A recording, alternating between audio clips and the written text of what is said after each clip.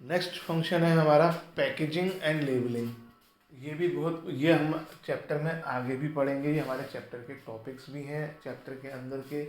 Packaging जैसा word मान बता रहा है पैकिंग करना, लेकिन सिंपली पैकिंग करना पैकेजिंग नहीं है। पैकिंग तो हम गिफ्ट रैप भी करते हैं, लेकिन पैकेजिंग को मतलब प्रॉपर इस तरीके से पैक करना कि प्रोडक्ट को सही तरीके से सेव किया जा सके और कैरी किया जा सके।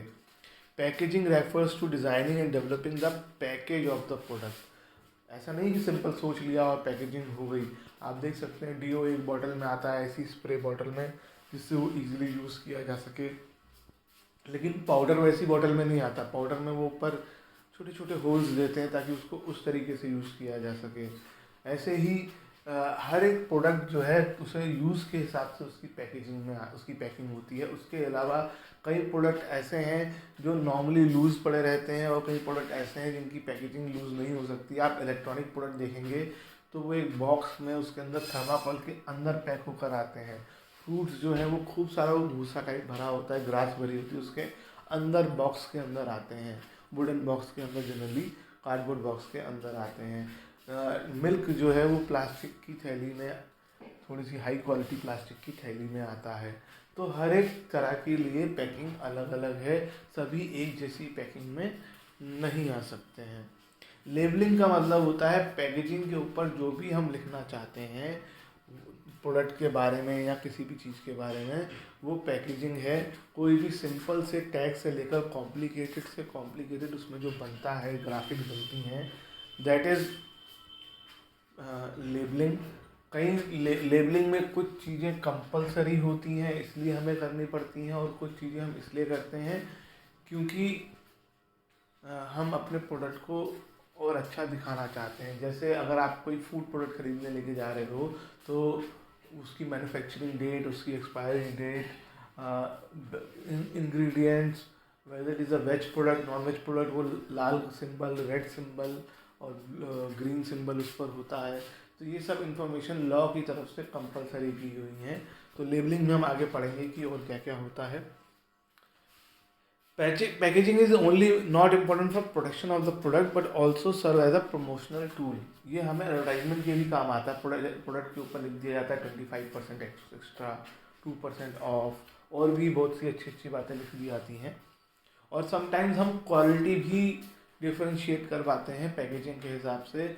जैसे आपने देखा होगा कि आप सोप्स का एग्जांपल ले लें। सोप जो है वो अलग अलग इंग्रेडिएंट उसमें अलग अलग फ्लेवर्स में होता है, तो लाइम फ्लेवर और ये सब चीज़ें जो हैं उसके हिसाब से उसकी पैकेजिंग भी उसी कलर की कर दी जाती है। पाउडर के साथ भी ऐसा ही है, डीओ के साथ भी ऐसा ही है। डिटर्जेंट पाउडर आप देखेंगे तो वो अलग अलग क्वालिटी के आते हैं आजकल। कोई और वॉशिंग मशीन के हिसाब से, और हाथ की वॉश के हिसाब से, और वॉशिंग मशीन के टाइप के हिसाब से भी आते हैं, तो उसी के हिसाब से उनकी पैकेजिंग भी होती है। नेक्स्ट है ब्रांडिंग। ये भी हम चैप्टर में आगे पढ़ेंगे। ब्रांडिंग का मतलब होता है कि अपने प्रोडक्ट को कोई पहचान दे देना। हर प्रोडक्ट के दो नाम होते हैं। एक होता है उसका जेनेरिक नेम, जिसे जनरल वर्ड भी कह सकते हैं, और दूसरा होता है उसका brand name.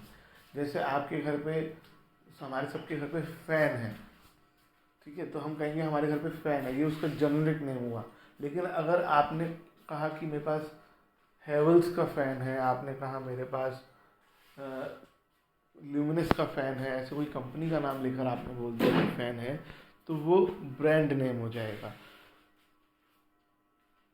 Generic name, pen, fan, और ब्रांड नेम यानी अगर आपने कहा कि रोटोमैक का पेन है, आपने कहा कि सेलो का पेन है, फ़ैन की कंपनी का नाम बता दिया, कोई भी चीज़ है, अगर आपने कहा बुक तो वो जेनेरिक नेम हो जाएगा। आपने कम बताया एस.सी. शर्मा की एबीडी पब्लिशर्स की बुक, तो वो ब्रांड नेम हो जाएगा। Brand name helps in creating product differentiation. Brand जो है प्रोडक्ट को एक दूसरे से अलग करता है।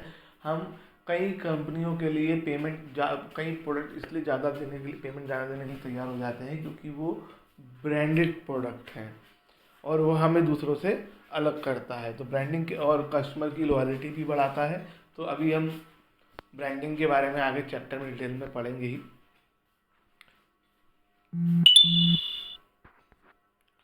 The important decision areas in respect of branding include deciding the branding strategy. Says with each product will be given a separate brand name. ऐसा भी हो सकता है कि हम अपने हर एक प्रोडक्ट को अलग अलग ब्रांड नेम दे दें, हर प्रोडक्ट को अलग अलग ब्रांड नेम, जैसे Reliance digital, Reliance stores, Reliance jewel, या हम एक ही नाम सबके आगे, जैसे सबके आगे रिलायंस लगा दिया लेकिन जियो को अलग कर दिया उन्होंने, जियो सर्विसेज को अलग कर दिया। तो इस तरीके से हम ये भी कर सकते हैं कि हर एक को अलग अलग नाम से करें, या एक ही, जैसे नेस्ले वाले जो हैं टोमेटो केचप अलग नेम से बेच रहे हैं, और क्या कहते हैं चॉकलेट्स वगैरह अलग नाम से बेचते हैं, मैगी एक उनका प्रोडक्ट आता है, टॉफ़ीज़ आती हैं उनकी। तो ये नेस्ले के बहुत सारे प्रोडक्ट हैं जो वो अलग अलग नाम से बेच रहे हैं। आप नेस्ले के नाम से उसको नहीं जानते हैं, आप उनके प्रोडक्ट के नाम से उनको जानते हैं, है ना। कैडबरी है, कैडबरी बहुत सारे प्रोडक्ट बना रही है, मिल्क पाउडर बनाती है, चॉकलेट पाउडर बनाती है। नेस्कैफ़े है जिसका नाम कैफ़े है लेकिन बहुत सारे प्रोडक्ट बना रही है। तो ये इन्होंने चूज़ किया कि हर एक तरह के प्रोडक्ट के लिए अलग ब्रांड नेम होना चाहिए, ठीक है। लेकिन कई कंपनी सेम नेम से ही अपने सारे प्रोडक्ट बेचती हैं, तो ये भी उनको एक डिसीज़न लेना पड़ता है। Then customer support services. Customer support services जैसा नाम बता रहा है, कस्टमर को सपोर्ट करने वाली सर्विसेज। आज की डेट में ये बहुत इम्पोर्टेंट हो गया है। कस्टमर को प्रोडक्ट खरीदने के बाद भी बहुत सारी सर्विसेज चाहिए होती हैं। पहले जो आपने प्रोडक्ट के बारे में बताया वो तो है ही है, उसके बाद भी प्रोडक्ट को कैसे इस्तेमाल करना है, उनमें प्रॉब्लम्स कुछ आ रही हैं तो उन्हें सॉल्व करना, आफ्टर सेल सर्विसेज की भी रिक्वायरमेंट पड़ती हैं। चाहे वो फ़ोन पे सॉल्व की जाए, चाहे वो घर जाकर विज़िट करके सॉल्व की जाए, अलग अलग तरह की सर्विसेज होती हैं। अगर आप व्हीकल्स की बात करें तो व्हीकल्स में तो कई ईयर्स तक, जैसे कार जो है 2 साल तक उस फ्री सर्विस करते हैं, 2-3 साल तक। बाइक्स वगैरह की 1 ईयर तक फ्री सर्विस होती है बाइक स्कूटी की।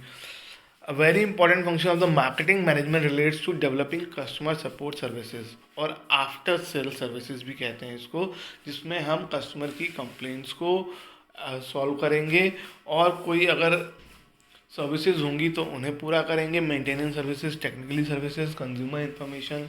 अगर आपके घर आरओ लगा हुआ है, एक्वागार्ड वगैरह कुछ लगा हुआ है, तो आपने देखा होगा कि हर साल जो है वो आपके पास आके उसमें साफ़ सफाई करते हैं, इवन कुछ पार्ट्स भी चेंज करके जाते हैं। आपको जब 1 साल हो जाएगा उस पार्ट को चेंज करो तो फिर फ़ोन आता होगा। तो इस तरीके से ये आफ्टर सेल सर्विसेज है कि वो आपके साथ जुड़े रहें और इससे उन्हीं को फ़ायदा होता है, उन्हीं की सेल बढ़ती है,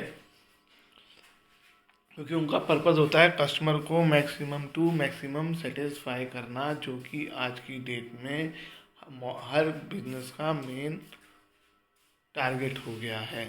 customer support services are very effective in bringing repeat sales.